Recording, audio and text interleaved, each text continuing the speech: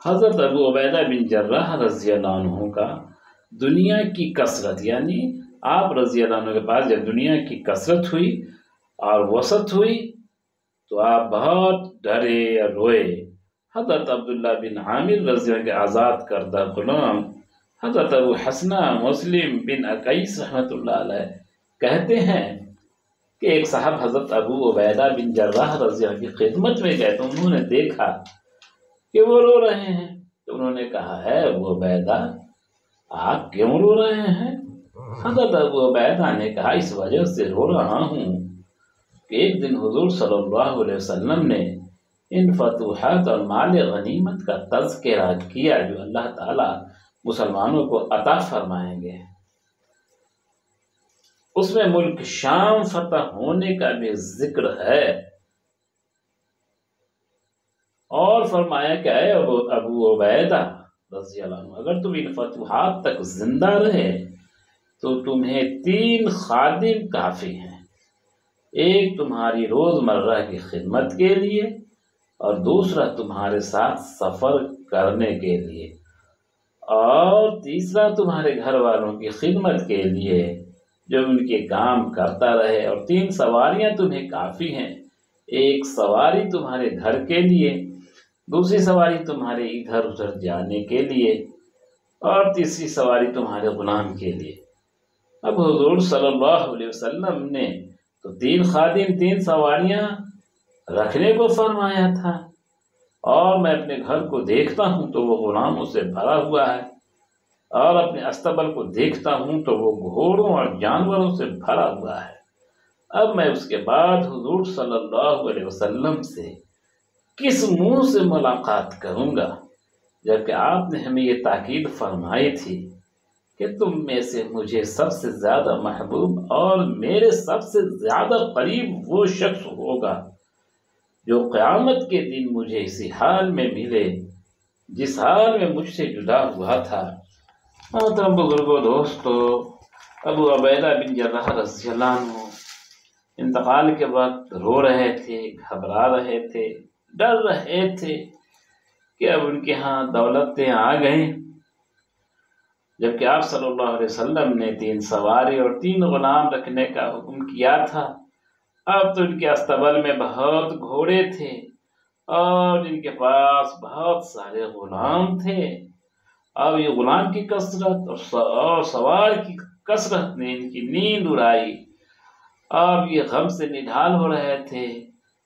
کہ ہمارے پاس اتنے مال ہیں، ہم حضور صلی اللہ علیہ وسلم کو کیا منہ دکھائیں گے، اور کرنے کا مقام ہے۔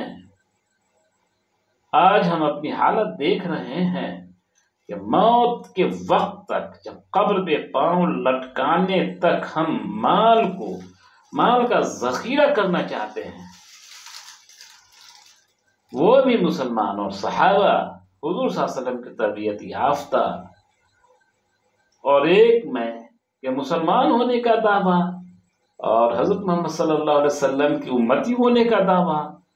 اور اللہ تعالیٰ کی بندگی کرنے کا دعویٰ، حق تو یہ ہے، یہ دعویٰ ہمارا کھوکھلا ہے، یہ دعویٰ ہمارا کھوکھلا ہے۔ ہم اپنی دولتوں کا انبار چاہتے ہیں، ہم یہ چاہتے ہیں کہ مکانوں کے مکان بن جائے، عمارتوں کی عمارتیں کھڑی ہو جائیں، کچھ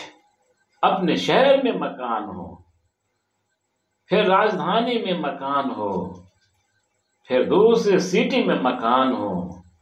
مکانوں پر مکان ہو، بلڈنگوں پر بلڈنگ ہو، فلیٹ پر فلیٹ تیار ہو جائے، اور بینک بیلنس ہو۔ اب اس بینک میں بھی روپیہ ہو، اس بینک میں بھی روپیہ، کوئی بینک ایسا خالی نہ رہے جس میں ہمارے روپیوں کا ذخیرہ نہ جمع ہو جائے، الماریوں کا الماری کپڑے سے بھرے ہوئے، اور بکس اٹیچیوں کا اٹیچی جوتے سے بھرے ہوئے۔ غور کرنے کا مقام ہے، یہ کیسی ہوس ہے، اور اس ہوس کے ساتھ خود کو مسلمان ہونے کا دعویٰ کرنا کہ ہم مسلمان ہیں۔ بھائی ہم کیسے اور کس طرح کے، کتنا مسلمان ہیں کہ جس دولت کو اللہ تعالیٰ نے، اللہ کے نبی صلی اللہ علیہ وسلم نے پسند نہیں فرمایا، بلکہ آپ صلی اللہ علیہ وسلم نے یہ ارشاد فرمایا کہ اللہ کی نگاہ میں دنیا اگر مچھر کے پر کے برابر بھی اہمیت رکھتی تو کافر کو ایک گھونٹ پانی کا پینے کو نہیں ملتا۔ اللہ کی نگاہ میں دنیا کی کوئی عظمت نہیں، کوئی مرتبہ نہیں۔ اور ہمارا تو یہ حال ہے کہ جس طرح مکھیاں شیرنی پہ گرتی پڑتی ہیں، اس طرح ہم دنیا کو حاصل کرنے میں لگے ہوئے ہیں اور آخرت کی کوئی فکر نہیں ہے۔ قرآن کی اس آیت کو بھول گئے کہ اللہ نے ہمیں اپنی عبادت ہی کے لیے پیدا کیا تھا، ہم دنیا کی عبادت میں لگے ہوئے ہیں، اور پھر یہ دعوی مسلمانی ہے، اور پھر یہ کہ قبر میں آرام کا دعویٰ ہے، پھر یہ کہ حشر میں اچھائی کا دعویٰ ہے، اور یہ کہ پھر جنت کے بہت سارے دعوے ہیں کہ میں جنتی ہوں۔ تو کس منہ سے؟ بے شک اللہ نے ہمارے لیے جنت بنایا، آرام بنایا، سب کچھ کیا۔ وہ کہتا ہے میرے بندے تو میری بات مان کر آ جا، میرے منشا کو پہچان کر آ جا، پھر یہ سارے انعامات تیرے لیے ہیں۔ کیا میں اپنے غور کریں، اپنے اللہ کے منشا کو پہچان کر جائیں گے؟ اس دولت ہی کو، اس دنیا کے منشا کو پہچان کر جائیں گے؟ جو دنیا کے منشا کو پہچان کر جائے گا وہ اللہ کو ناراض کرے گا، اور جو اللہ تعالیٰ کے منشا کو پہچان کر جائے گا